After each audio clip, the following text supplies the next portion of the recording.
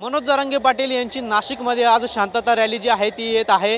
मनोज जरांगे पाटलांच्या या शांतता रॅलीचा आज नाशिकमध्ये समारोप होणार आहे। मात्र नाशिक शहरात या रॅलीचे आयोजन करण्यात आले असून जरांगे पाटील आणि त्यांच्या रॅलीचं देखील मोठ्या उत्साहात स्वागत जे आहे ते नाशिक शहरात केलं जाणार आहे। जागोजागी त्यांच्या स्वागताची तयारी देखील करण्यात आलेली आहे। बॅनरबाजी देखील त्यांच्या स्वागतासाठी करण्यात आलेली आहे। नाशिकच्या मालेगाव स्टँड परिसरात मनोज जरांगे पाटील यांच्या स्वागतासाठी 20 फुटांचा हार जो आहे तो बनविण्यात आला असून क्रेनच्या सहाय्याने जरांगे पाटील यांचं स्वागत जे आहे ते केलं जाणार आहे। आपण जर दृश्यांमध्ये बघितलं तर मालेगाव स्टँड मित्रमंडळाच्या वतीने जरांगे पाटील यांच्या स्वागतासाठी झेंडूच्या फुलांचा तब्बल 20 फुटांचा हार जो आहे तो या ठिकाणी आणून ठेवण्यात आलेला आहे।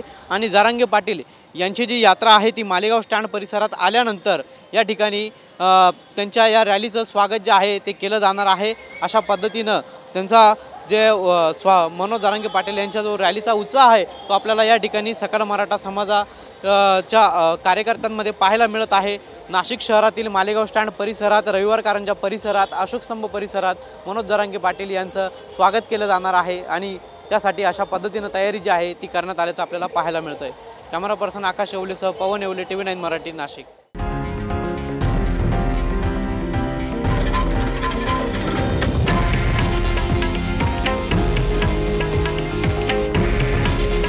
हे आहे देशातील नंबर 1 न्यूज नेटवर्क आणि आपण पाहत आहात TV9 मराठी।